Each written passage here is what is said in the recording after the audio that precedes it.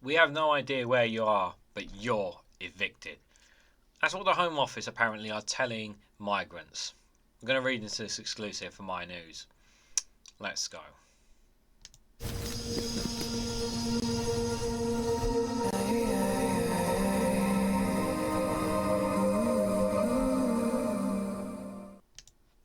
Good morning, good afternoon, good evening, wherever you are in the world. This is REGANELITE here with an exclusive from iNews with the headline that we've no idea where you are, but you're evicted, the Home Office tells migrants. One typo and you're effed. Home Office withdraws claims from asylum seekers living in its own accommodation because it can't find their address. So before I give my initial thoughts and read into it, guys, make sure you hit the like button and share this across social media so other people are aware of this video. Really? One typo? One tiny little error? And because they don't have... because of a what? Because of one or two misinformations or accountability or whatever, they just kicked out on their door? I can already see some people... I can already see one or two people getting triggered in the comment section basically saying... I can see some of you thinking, this is good, we want them out of those homes so that we can bring our own British people in. And I'm just thinking to myself...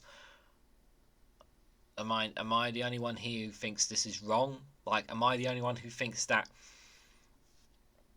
this feels wrong in some sort of way or shape or form? Like, like whether they're British or whatever nationality, like they're still human beings, and to throw people out simply because of a typo error, because they can't find their address or whatever. It's just, oh my god, this is just bad. It really is bad, guys. Please remember that these are human beings with emotions and feelings. I mean, I feel like I have to rinse and repeat myself, but I feel like whenever I read comments with regards to asylum seekers, people just have no empathy whatsoever. They're so heartless, some people, in the comments when I read some of them. It really does bring me down. But I'm going to keep calling this out. I'm going to keep talking about it because... They need to be called out, this government, and the way they treat them. This Home Office is absolutely disgusting. They really are horrible, horrible people. And even though I am generally concerned about how Labour are going to handle immigration, because I really am, because we are seeing a bit of that rhetoric, a bit of that hate rhetoric, a little bit of it from Labour. Not a lot, not nowhere near the level as Conservatives or Reform for that matter. But they are trying to tell people that they're going to get on top of it. And they're using a little bit of that rhetoric. And it does worry me a lot. I just hope that if Labour do come into power, that they use compassion and give some compassion to these people. Because every one of their stories is different. And that's really important to emphasise, guys. But let's read a little bit more into this to try and get an understanding of what this is all about. So the Home Office has been evicting asylum seekers from taxpayer-funded hotels despite claiming not to have a current address for them, the can reveal. In the scramble to clear the backlog of more than 900,000 historic cases by the end of last year, thousands of claims were withdrawn by the department, many of them because it no longer had the up-to-date addresses. An apparent failure it blamed on the migrants themselves. But errors have meant that some of those withdrawn cases involve asylum seekers who were actually living in Home Office accommodation, and that a different branch of the same department then evicted them. It classed them as absconders as part of a withdrawal process, a decision that can result in homelessness. So they could find themselves kicked out. So let me get this right. So apparently, according to this part here, they're claiming that their addresses have not been updated, that they're not being addressed in a specific hotel. One thing we do know is that a lot of migrants do get shifted around quite a bit as well. They're not always in the same hotel or barge or accommodation, whatever. They do tend to get shifted around quite a few bits. Now, I don't know if that's because of whether it's mental health issues or other factors, or if it's because their life is being threatened by the local residents, because there have been some cases that residents do make some angry threats and whatnot. There could be all sorts of reasons why, because they do tend to get moved quite a few places around asylums from one place to another. And that makes it difficult for them to update. And I don't know what the process is when when they get moved to a certain place, how they update their address, because we don't know on the inside really how they update that address. But if obviously that it doesn't get updated for them, and they find themselves in a situation where they're kicked out on their backside with nowhere to go, and they end up and they end up becoming homeless, whose fault is that? Now, is that the Home Office's fault? Is that really the asylum's fault, the migrants' fault? Because they're not told how to process this? Or is it because maybe that their English is not very great and they have this communication? Are they there's lots of questions here I have about, are they being given all the information that they need to be given, these asylum seekers, as they're being processed and whatnot? Are they being given all the correct and accurate information by them? Do they make sure that those they are speaking to have a language expert, so that if they speak English, they can speak a different language for them and whatnot? There's lots of questions here I feel needs to be answered here. That's just me, obviously. But the eye has spoken to lawyers, charity caseworkers, and Home Office officials who have all seen cases where departments were able to track down and evict the same people whose claims it has withdrawn due to not having an address on them or using the wrong one to write to them. They had condemned a ridiculous situation and described the asylum claim withdrawals as an absolute scandal. Labour said it showed the system was a farce. The system is a farce. We know it's a farce. And we know this Rwanda scheme is not going to do anything either. We know that it's all over the place. People are being the so-called right-wing media, shall we like to call them, certain media outlets are fueling the anger and the rhetoric against these people. We know that's happening because we're seeing them constantly banging on about it all the time. So they're creating that tension. Then you have a Conservative government that's not dealing with the problem, exacerbating the problem by not doing enough on it. And this is the picture that's being painted for people. And instead of actually looking at the main problems that's going on in our country, we're just blaming immigrants on everything, aren't we? Wasn't we supposed to have a better system when we left the EU? Whatever happened to that, guys? What happened to taking back control of our borders? What happened to that? Seem to have forgotten that, haven't we? The news comes in the week that the government statistics watchdog accused Rishi Sunak of misleading the public with his claim that their Home Office had cleared the asylum backlog. One man who fled war-torn South Sudan told the Eye he received an eviction notice out of the blue, and only later found out it was because he had failed to attend his asylum interview because the Home Office had written to him at a different, incorrect address. Well, how can I refuse to attend an interview, John asked, if I did not receive the relevant paperwork that was sent to an incorrect address? You can't argue that comment. If he wasn't told, if it's sent to the wrong, whose fault is that? How's that his fault? How can you blame him on that regard? I didn't make any mistakes. It is them who made mistakes. The Home Office needs to know their faults and know what they are doing the wrong thing, because this situation can lead to a person to depression or even take their own life. And we've had cases of people trying to take their own lives in certain situations when it comes to some of these asylum seekers. We've heard the stories. I've talked about them here on this channel. Lawyers representing affected asylum seekers said they have seen a sharp increase in the wrongful withdrawals since Mr. Sunak vowed to clear the asylum legacy backlog in December 2022.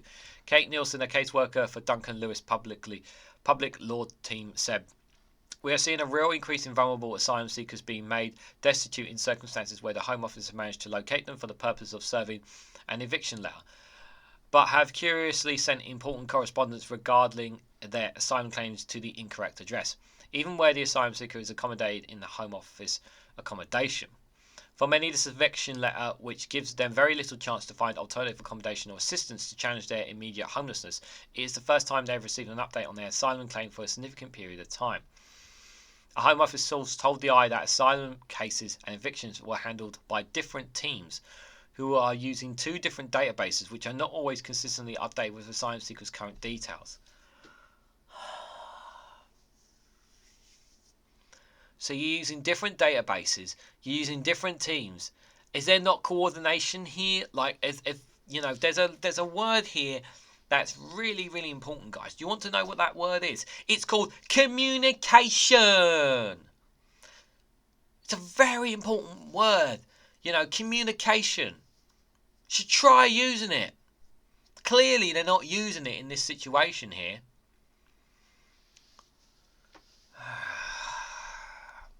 For those searching for addresses, a chaotic system means one typo and you're effed. So they type it in wrong and that person is screwed. Again, how is that the migrants' fault? The source says, but they added, those in the eviction team are more thorough when checking addresses. Well, they're still making those mistakes, aren't they? Migrants' rights charity Praxis said it had seen asylum claims withdrawn after their Home Office moved people from one hotel to the next, but failed to update its own records and kept on sending communications to their previous accommodation. See, this is what I was worried. This is exactly what I was worried about. Moving them from place to place, and the updates, and they're not updating that specific person. They need to simplify it. Simplify it. Yeah, it seems that somehow the Home Office managed to find them at the right address to evict them. Policy and Public Affairs Manager Josine Willtaker Yimlis said, yeah, funny that. They seem to find them at the right address to evict them. It's funny that, isn't it? These people only found out their cases had been withdrawn when they received the eviction notice. Immigration solicitor Sonia Legerson said she was also seeing a big problem with the Home Office not having accurate records of addresses, including when they're in the Home Office accommodation, which is a ridiculous situation. They're terminating people, supporting evicting them. How can they claim they're unaware of where people are? She said, I don't recall there ever being a situation like this. Home Office mistakes destroyed me. The first warning John got that his asylum claim had been withdrawn from the system was that a Home Office letter briskly telling him that all financial and material support was to be discontinued with immediate effect. You should make immediate arrangements to vacate the premises, it continued. The Home Office voluntary return serve can be contacted for help on returning home. John is from war-torn South Sudan and he would rather die than return. Over the past year, 97% of asylum cases from the country have been decided in the UK have been granted. John told the Eye he was destroyed and crying when he read the letter, adding, I was thinking of killing myself to be free from this life of humiliation. He secured legal representation through the Care for Callous charity and established that his asylum claim had been withdrawn for not attending an interview, but that he never received an invitation because the Home Office had been using the wrong address. I didn't make any mistakes. It is them who made the mistakes, he said. It is something that needs to be shown to the world how badly the Home Office treated me. With just days to go before being evicted from his accommodation and becoming homeless, the government reversed its decision following legal preparations and reinstated John's support and asylum claim. See? Now, he had the fortune of having contact from Care for Callous. There are those who don't have that fortune. If that charity hadn't stepped in, he would have given up his life. He really would have. While officials in the Home Office eviction team are expected to track people down, official guidance on the Department of Asylum Unit says it is the claimant's responsibility to notify the Home Office of any change of address or contact details. Well, what about if it's you guys that are forcing them to move? How is it their responsibility when you're the ones who are forcing them to move from place to place? Explain that to me. Why should it be on them? Shouldn't it be on you if you're forcing them to move from place to place? Okay, if that person chooses to move address, then yes, it should be their responsibility. But if you're the one who's moving them from one place to another, shouldn't it be your responsibility? The guidance also states that officials must contact asylum seekers with any known contact details held, including phone or email if letters are not responded to, but no such contact occurrence ever case study reviewed by the Eye. The Home Office says text messages are also used ahead of upcoming interviews, but the internal sources told the Eye that this only happens sometimes and points out that not all asylum seekers have mobile phones. They should be given at least I was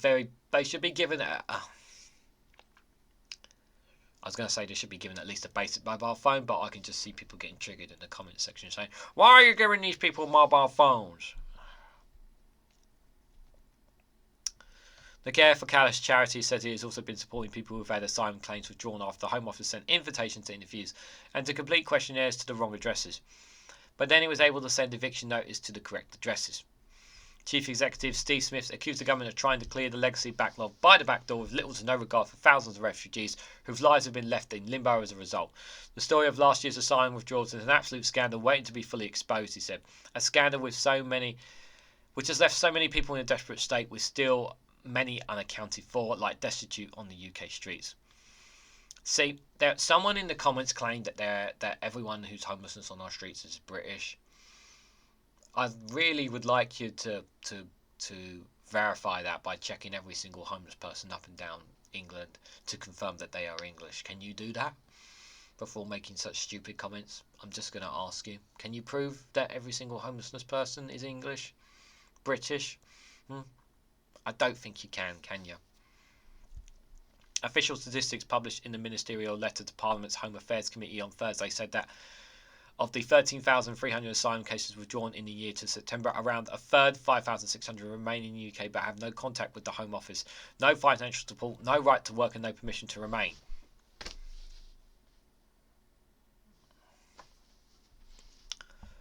Labour Shadow Minister for Immigration Stephen Kinnock said the Tories have broken the asylum system. This is another example of how the left hand doesn't know from the right hand what they're doing. We've already witnessed dreadful communication from the Home Office to local government over asylum hotels and the housing of asylum seekers. It now appears that the Home Office is failing to communicate even internally with itself. On top of this, ministers have lost contact with almost 6,000 asylum seekers whose claims have been withdrawn, and more than 4,000 more who have been earmarked for Rwanda. The system is a farce. We urgently need Labour comprehensive plan to stop the Tories' boat chaos in the first place by smashing the criminal smugglers gang. Oh God, not this again. And for smartest partnership working with local authorities to get successful asylum seekers are of hotels into appropriate accommodations with new returns unit to remove people who have no right to be here. Liberal Democrats Home Affairs spokesperson Alistair Chimmel said this is a classic example of Home Office sheer incompetence. They can't process asylum claims, they can't keep track of where people are, they have no idea what makes them think that they are organised enough to send people to Rwanda. A Home Office spokesperson says, oh here we go, withdrawing claims is not new. At each stage of the asylum process, individuals are warned about the importance of complying with the asylum process and that the asylum claims can be withdrawn should they fail to do so. We have a clear process and safeguards around withdrawing asylum claims. When an asylum claim has been withdrawn, people can provide new information on their Home Office for consideration on this individual merits and in line with the immigration rules.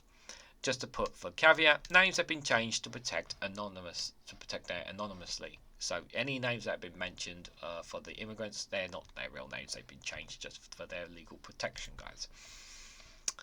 Yeah.